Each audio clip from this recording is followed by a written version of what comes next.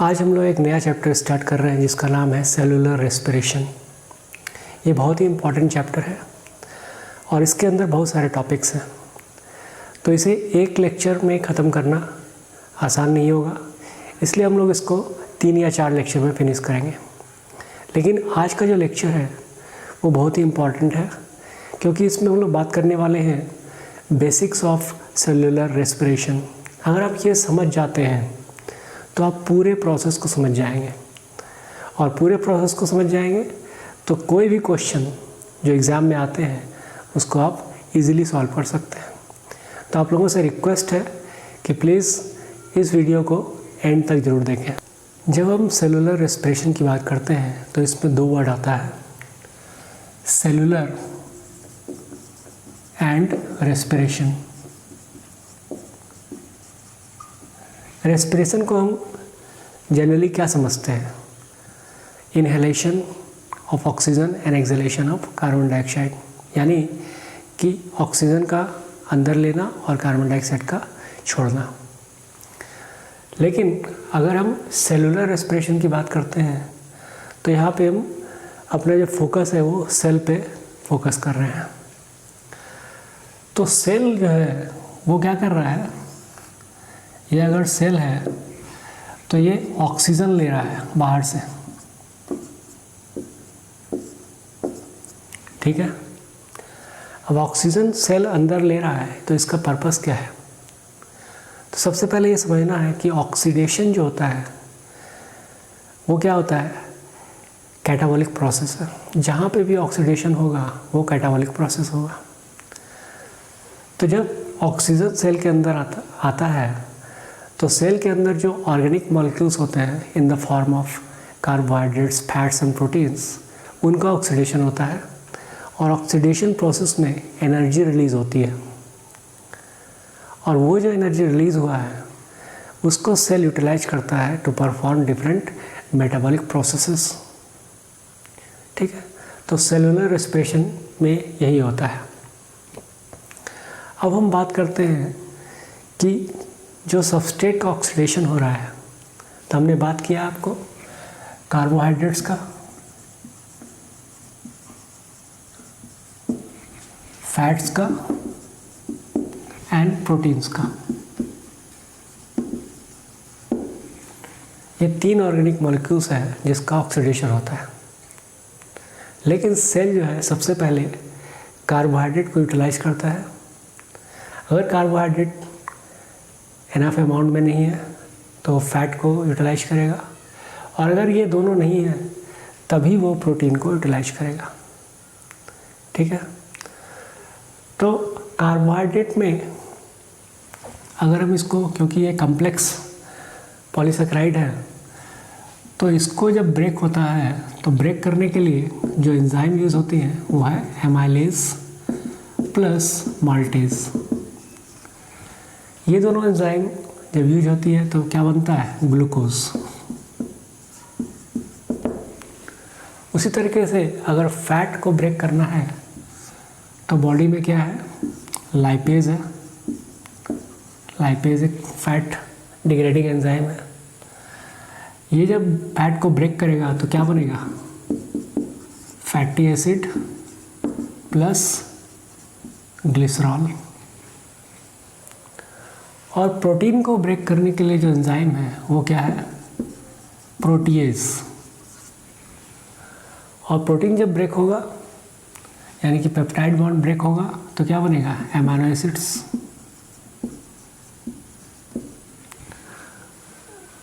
अब यहाँ पे हमारा जो मेन फोकस है इस पूरे चैप्टर में सेलुलर रेस्पिरेशन में वो क्या है, ग्लूकोज है, ठीक है।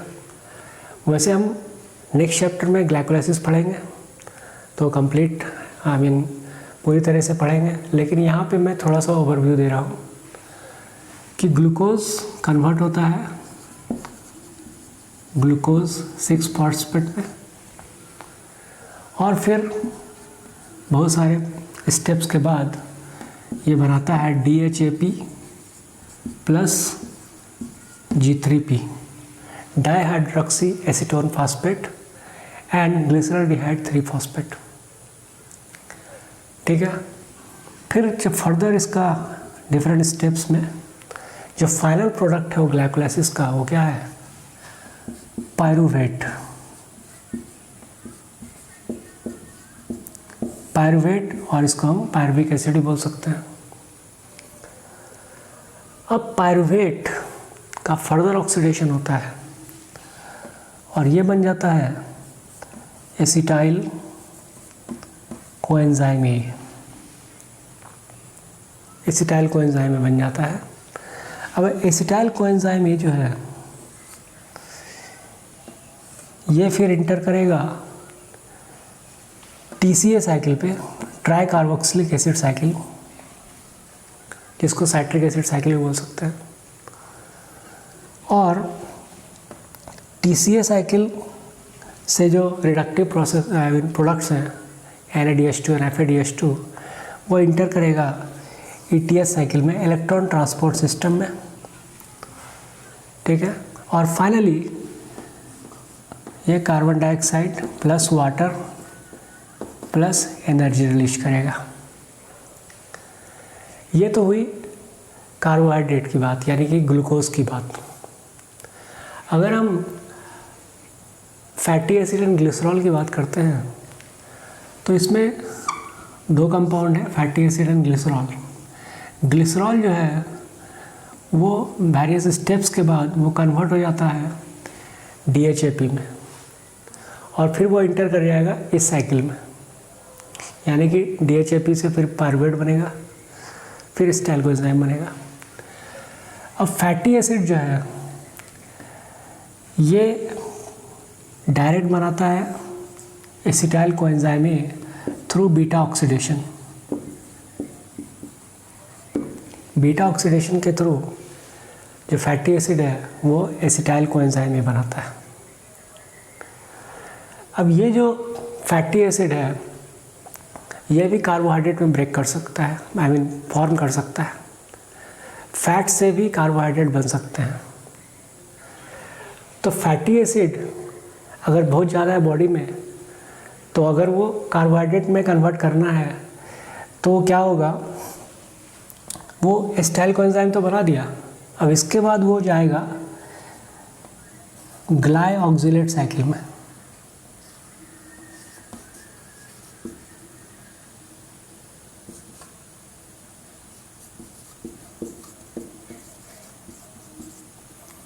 ग्लाइऑक्सिलेट साइकिल में। अब ग्लाइऑक्सिलेट साइकिल से फिर ये इंटर करेगा TCA साइकिल में थ्रू सक्सिनेट, ठीक है। और TCA साइकिल से malate, then oxaloacetic acid, and फिर ये ग्लूकोनियोजेनेसिस बनाएगा। मतलब कि अगर फैट से कार्बोहाइड्रेट बनता है तो उसको हम क्या बोलेंगे, ग्लूकोनियोजेनेसिस। अब हम अमीनो एसिड की बात करते हैं। अमीनो एसिड का डीएमिनेशन होगा और ये बना देगा पायरूवेट, और फिर ये इस साइकिल में जाएगा। तो ये बहुत ही इम्पॉर्टेंट है। यहाँ पे एक और चीज़ है कि ग्लूकोज 6 फॉस्फेट जो है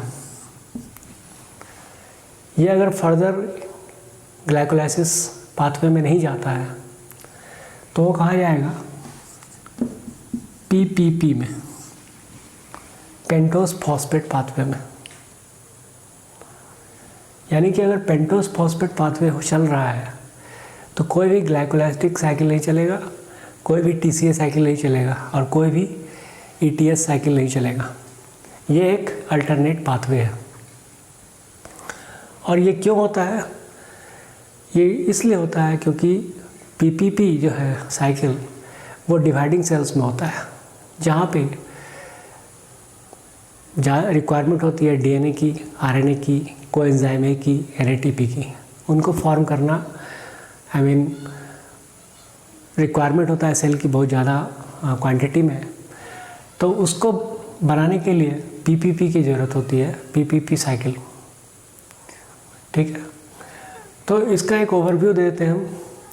हमारे पास 3 ऑर्गेनिक मॉलिक्यूल्स है, fats, carbohydrates and proteins. Carbohydrates को ब्रेक कर दिया एमाइलेज एंड माल्टेज से, तो ग्लूकोज बन गया। ग्लूकोज में जो पहला कन्वर्सन है वो ग्लूकोज 6 फॉस्फेट का है।